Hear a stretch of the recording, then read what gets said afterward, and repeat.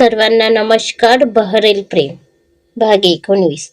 कथेचे आधीचे सर्व भाग चॅनलवर अपलोड आहे.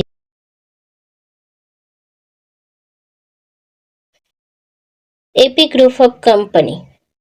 अभि तिथून निघून सरळ आपल्या ऑफिसमध्ये आला. आज त्याची खूप महत्वाची मीटिंग होती, जी अटेंड करायला त्याला बायकोच्या कृपेने उशीर झाला होता. इन्व्हेस्टर कधीचेच येऊन त्याची वाट बघत बसले होते. मिस सोनाली, तू त्यांना नीट हँडल केलं ना? अभि चालत चालत सोनाली सोबत बोलत होता आणि तिच्याकडून मीटिंगच्या सगळ्या डिटेल्स घेत होता. हो सर, मी त्यांना व्यवस्थित हँडल केलं आणि ते आता तुमच्या केबिन मध्ये आहेत, सोनालीने सांगितलं. तसा अभि सरळ आपल्या केबिन मध्ये आला. Sorry gentleman, please be seated. Abhi त्या सगळ्यांना उभं बघून म्हणाला आणि आपल्या खुर्चीवर येऊन बसला. तसे समोरचे सुद्धा बसले. सोनाली त्याच्या बाजूला उभी राहून प्रत्येक गोष्ट नीट नोट करून घेत होती. तसही कामाच्या वेळी तो फक्त आणि फक्त कामाचाच विचार करायचा. इतर कुठलेही दुसरे विचार त्याच्या डोक्यात येत नव्हते. काँग्रेस मिस्टर पाटील, आम्ही इन्व्हेस्ट करायला रेडी आहोत. तुमच्या सोबत काम करायला आवडेल आम्हाला. तुम्ही सगळे डॉक्युमेंट रेडी करून घ्या. येतो आम्ही, बोलून त्या इन्व्हेस्टरने अभिसोबत हँडशेक केला. अभिने सोनालीला इशारा केला, तशी ती सुद्धा मान खाली वर करून त्यांना सोडायला बाहेर गेली. तर अभि आपल्या चेअरवर मागे टेकून बसला. आजोबा म्हणतात ते खरं असेल का? कारण तिचं माझ्या आयुष्यात आल्यापासून माझ्या आधीच्या थांबलेल्या सगळ्या डील्स सक्सेस होत आहेत आणि नवीन डील्स सुद्धा पहिल्याच मीटिंग मध्ये क्रॅक होत आहेत. हा नक्कीच तिचा व्हॉट दिस पायगुण तर नसेल ना? अभि विचार करू लागला आणि रात्रीचं वेदांतिकाचं ते सोजवर रूप आठवून त्याच्या ओठांवर किंचित हसू पसरलं.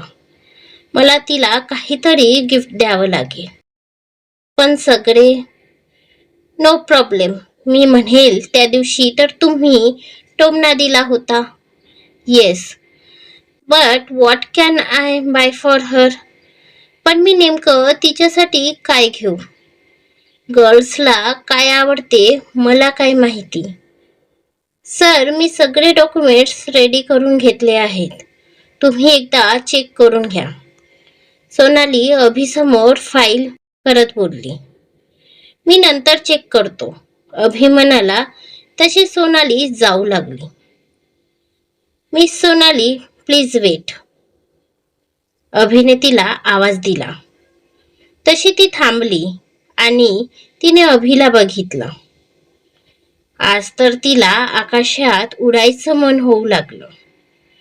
कारण नेहमी तिला हाकलणारा तिचा सडू बॉस आज तिला थांबायला सांगतो आहे. हे बघून तर बिचाऱ्या लेकराच्या चेहऱ्यावर काय तो आनंद पसरला. Yes sir. आपल्या आनंदाच्या उकड्या मनात दाबत सोनाली कशी तरी अभिसमोर येऊन बोलली. मिस सोनाली, मला एक गिफ्ट घ्यायचं आहे. त्यासाठी मला तुमची मदत लागेल. अभि म्हणताच इकडे सोनाली तर हवेतच तणगायला लागली. आज तर हा सडू कदाचित तिला हार्ट अटॅक देऊनच मानेल. बिचारी आधीच तर कसंबस आपल्या भावना कंट्रोलमध्ये ठेवून होती ती. त्यात हा सडू आज तिच्या भावनांवर पेट्रोल टाकून भडकवायचं काम करत होता. येस सर, सोनाली फार फार आनंदात म्हणाली. तो आता शॉपिंगसाठी तू माझ्यासोबत चल. लेट्स गो, बोलून अभि चेअरवरून उभा राहिला. त्याने एकदा आपला ब्लेझर झटकला आणि तसाच केबिन बाहेर पडला. तर सोनाली सुद्धा भली मोठी स्माईल घेऊन त्याच्या मागे मागे जाऊ लागली. आज नक्की दिवस कुठून निघाला आहे? म्हणजे आधी तर त्यांनी मला स्वतः केबिन मध्ये थांबवून घेतलं. नंतर ते स्वतः गिफ्ट घ्यायला माझ्यासोबत येत आहे. देव करो आणि रोज असा दिवस निघो. सोनाली पाठमोऱ्या अभिला बघत मनात म्हणाली. पाठीमागून सुद्धा त्याची पर्सनॅलिटी तिला खूप आकर्षित करत होती. होताच तसा तो काय मागून काय पुढून लाखोत उठून दिसायचा. आता ही सोनाली मंत्रमुग्ध होऊन त्याच्या मागे चाललेली. पण एक मिनिट, सरांना गिफ्ट कुणाला द्यायचं असेल? आता मात्र सोनालीचे ते झोपलेले डोक्याचे घोडे धावू लागले. एक मिनिट, त्यांची गर्लफ्रेंड तर नसेल ना जिच्यासाठी? ओ गॉड, तसं असेल तर मला काही करावं लागेल, ते सुद्धा लवकर. बट एक मिनिट, सर ते गिफ्ट माझ्यासाठी पण तर घेऊ शकतात ना? सोनाली गालात हसतच बोलली. पण आता या बयेला कोण सांगेल ना हिची गाडी नो एंट्री मध्ये घुसली ते? आता हिला सांगायचं काम आपण या राक्षसावरच सोडू. अजून कसे आले नाहीत ते दोघे? कॉलेज तर कधीचा संपतो. या वेळेत कोणतं कॉलेज सुरू असते? अभि आपल्या खोलीत इकडून तिकडे फेऱ्या मारत बोलत होता. सोबतच त्याचा आपला हात केसात फिरवणं सुद्धा सुरू होतं. अभि, तुझी कॉफी. साधना टेबलवर कॉफी मग ठेवत बोलली. इतकंच काय तो म्हणाला. सध्या तरी त्याचं लक्ष दुसरीकडे होतं, म्हणून साधना आलेली सुद्धा त्याला कळलं नाही. आपल्या खोलीच्या खिडकीतून त्याचं खाली पार्किंग मध्ये डोकावत होता तो. काय झालं बाळा? साधना अभिजवळ येत बोलली. आज तिला तो थोडा अस्वस्थ वाटत होता. आता कुठे जाऊन अभिचं लक्ष समोर साधनावर पडलं आणि त्याने स्वतःला सावरलं. काही नाही मॉम, अभि खाली डोकावतच साधनाला म्हणाला. त्याचे डोळे चिंतेत बाहेरच लागले होते. आता ही चिंता आरवची तर मुळीच नव्हती, इतकं तर आपण सुद्धा समजू शकतो. पण हे या राक्षसाला कधी समजेल काय माहिती? अभि बाळा, काही टेन्शन असेल तर तू मला सांगू शकतोस बाळा. साधना अभिच्या बाजूला येत खिडकीतून बाहेर बघत म्हणाली. तिला सुद्धा बघायचं होतं की अभि सारखा सारखा असं काय बाहेर काय बघतो आहे. नथिंग मॉम, काही टेन्शन नाही आहे. अभि बोलून तिथून बाजूला झाला आणि सोफ्यावर बसत कॉफी पिऊ लागला. ओके, डिनरला काय करू? काही कर मॉम, माझी हरकत नाही. अभि कॉफीचा घोट घेत म्हणाला. त्याने कॉफी संपवली आणि तो खाली मग ट्रेमध्ये ठेवला. तशी साधना ती ट्रे घेऊन खाली जाऊ लागली. मॉम. हा बेटा. मॉम, आरव कुठे दिसत नाही? अजून आला नाही का? आणि बोलून अभि शांत झाला. खरं तर त्याला वेदांतिकाबद्दल विचारायचं होतं, पण कसं ते त्याला समजत नव्हतं, म्हणून समोरचं विचारायला त्याची जीभ कचरत होती. पण आपल्या मुलाच्या मनातलं एक आई ओळखणार नाही असं होईलच कसं ना? तर अभिच्या मनात काय आहे हे समजून साधना यांच्या चेहऱ्यावर हलकीशी आनंदाची छटा उमटली. आणि काय बेटा? साधना मुद्दाम त्याची खोडी करत म्हणाली. काही नाही, फक्त तेच. आता सांगशील आरव कुठे आहे? अभि साधनाला तसं गालात हसताना बघून थोडा चिडतच बोलला. नाही रे, मला तरी माहिती नाही की माझा मुलगा कुठे आहे ते. कारण सध्या तरी तो माझ्याजवळ कमी आणि त्याच्या गुडियाजवळ जास्त असतो. साधना बारीक टोन करून मुद्दाम बोलली. साधना मुद्दाम गुडिया आणि शब्दावर जोर देत म्हणाली आणि हसतच खोली बाहेर निघाली. जो तो त्याची गुडिया करत असतो.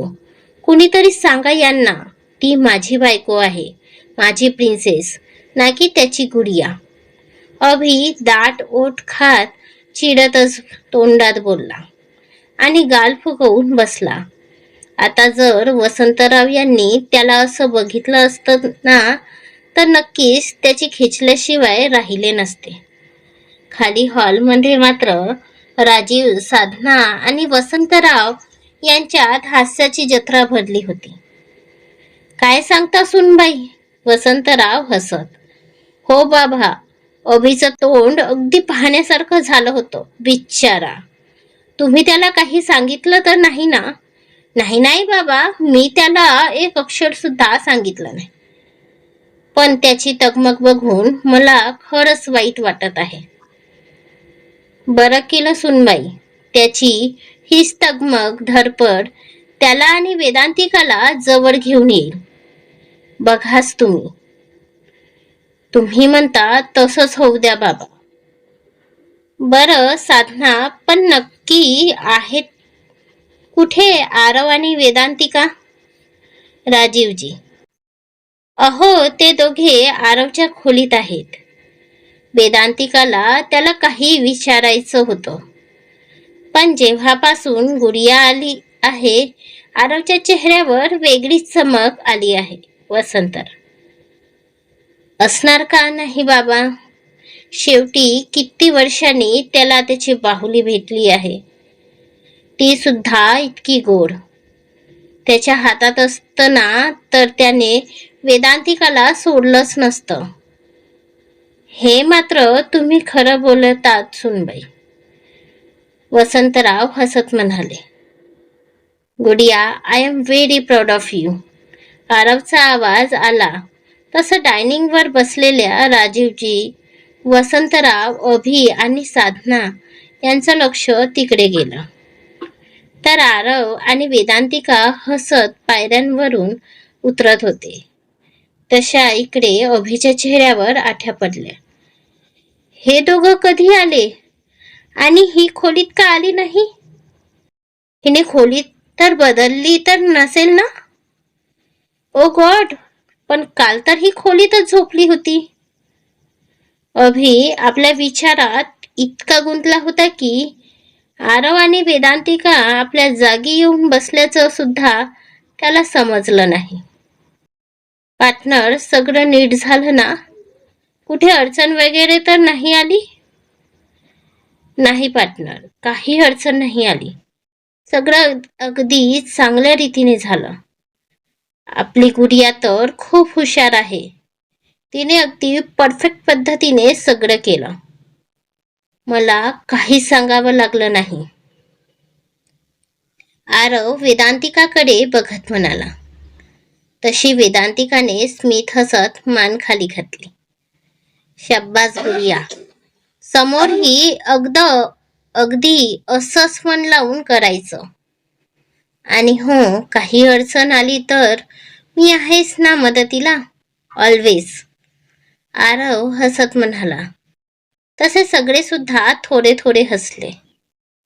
पण अभिची मात्र आता तो ड्रामा बघून कानशीला गरम होत आली होती. तो तसाच मोठे मोठे घास भरत जेवू लागला. काही बोलायचं आहे का? वेदांतिकाला तसं आपल्या समोर गिरट्या घालताना बघून अभिने विचारलं.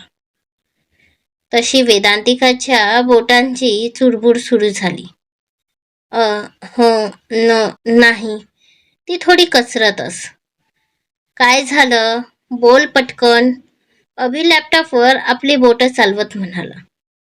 अजूनही त्याची मान खाली होती. नुकतेच ते दोघे डिनर करून वर आले होते. तर अभि मेल चेक करायचं म्हणून तसाच आपल्या स्टडी रूम मध्ये आला. आणि त्याच्या मागेच वेदांतिका त्याच्याशी बोलायचं म्हणून आलेली. पण आता त्याचा तो गंभीर चेहरा बघून तिचे हातपाय फुलायला लागली होती. म्हणूनच बोटांची चुरबुर करत मनातली भीती कंट्रोल करण्याचे तिचे प्रयत्न सुरू होते. तर आता तिचा काही आवाज नाही म्हणून अभिने लॅपटॉपमधून मानवर करून पाहिलं. तर आपल्यासमोर चुरबुर करून फेऱ्या मारणाऱ्या गोड बाहुलीला बघून अभिचे ओठ किंचित रुंदावले. कपारावर किंचित आठ्या, बोटात बोटे गुंफलेली आणि त्या ज्युसी ओठांची किंचित हालचाल करत समोरचं ते निखळ सौंदर्य बघून त्याला आता कुठे सुखावल्यासारखं वाटत होतं. मघांपासून होणारी त्याची चिडचिड आता कुठेतरी लोप पावली होती. पण ती आपल्याशी बोलायला संकोचत आहे हे बघून त्याला स्वतःची चीड येत होती. ती आपल्याला अजूनही नीट बोलत नाही याचा खरं तर त्याला स्वतःवरच राग येत होता. आधीच तापट होता तो, त्यात शॉर्ट टेम्पर सुद्धा. कुठल्याही गोष्टीवरून त्याला लगेच राग यायचा. आता सुद्धा ती बोलत नाही म्हणून त्याचा रागाचा पारा चढत होता. आता मुहूर्त काढावा लागेल का? अभिचा जबर आवाज कानी पडला. तशी वेदांतिका दचकून त्याला बघू लागली. तिच्या घरी कोल्हापूरला असताना साधा कोणी तिच्यावर आवाज सुद्धा चढवला नव्हता. म्हणून त्याचं ते दहाड न बघून घाबरली बिचारी पाखरू. हे हे रिलॅक्स. अभि तिचं ते दचकणं बघून पटकन उठत म्हणाला. तशी ती किंचित शांत झाली. खरं तर ती घाबरणाऱ्यातली नव्हतीच. पण काय आहे ना, नवीन जागी नवीन लोकात ऍडजस्ट व्हायला थोडा वेळ लागतोच ना. त्यात लग्न जुडल्यापासून या सडू राक्षसाने तिच्याकडे साधं हसून सुद्धा बघितलं नव्हतं. आणि त्यात तिला गावंढळ बोलून आपली एक राक्षसी प्रतिमा अगोदरच त्याने कोरली होती. म्हणून बिचारी लेकरू तशी वागत होती. ते मला फॉर्मवर तुमची सही हवी होती, ती तेवढी द्या. वेदांतिका जवळजवळ त्याला ऑर्डर देत बोलली. तसं आतापर्यंत थरथरणाऱ्या बाहुलीला बाहुबली झालेलं बघून अभिचे डोळ्यांचे घुबडच बाहेर यायला झाले. ना रिक्वेस्ट ना आणखी काही, त्याच्यावर ऑर्डर टाकून वेदांतिकाने मोकळा श्वास घेतला आणि पेपर समोर धरून उभी झाली. त्यात तिची आपल्या केसात बोटांनी कलाकृती चालूच होती. जे काही आहे ते पटकन बोल, मला वेळ नाही. मी काही तुझ्यासारखा रिकामटेकडा नाही, अभि म्हणाला. त्याचं हेच तिखट बोलणं वेदांतिकातल्या दबलेल्या आगीला भडकावून गेलं. मी सुद्धा काही तुमच्यासारखी फार बिझी नाही, पण मला सुद्धा फार मोठं काम आहे, वेदांतिका म्हणाली. तसं अभि तिला डोळे बारीक करून बघू लागला आणि सर्वात अगोदर त्याची नजर आपल्या हातातल्या घड्याळावर गेली. रात्रीच्या 11 वाजता हिला कोणतं मोठं काम आहे? अभि एकदा हाताला तर एक वेळ वेदांतिकाच्या चेहऱ्यावर नजर टाकत बोलला. आता तुम्ही हे स्प्रिंग सारखं सतत खालीवर का करत आहात? वेदांतिका त्याच्या सारखी खालीवर होणाऱ्या मानेला बघून बोलली आणि सरळ त्याच्या हातात आपल्या हातातले पेपर समोर केले. हे काय आहे? कालच आपलं लग्न झालं आणि आजच तुला डिवोर्स हवा? याचा अर्थ तरी करतो का तुला? हे काही साधे सुधे पेपर नाही, ते काय म्हणतात तुमच्या भाषेत, घटस्फोट. हा तेच, त्याचे पेपर आहे. अभिचे अर्धे शब्द घशातच राहिले, कारण वेदांतिका त्याच्या समोर हाताची घडी करून नजर रोखत त्यालाच बघत होती.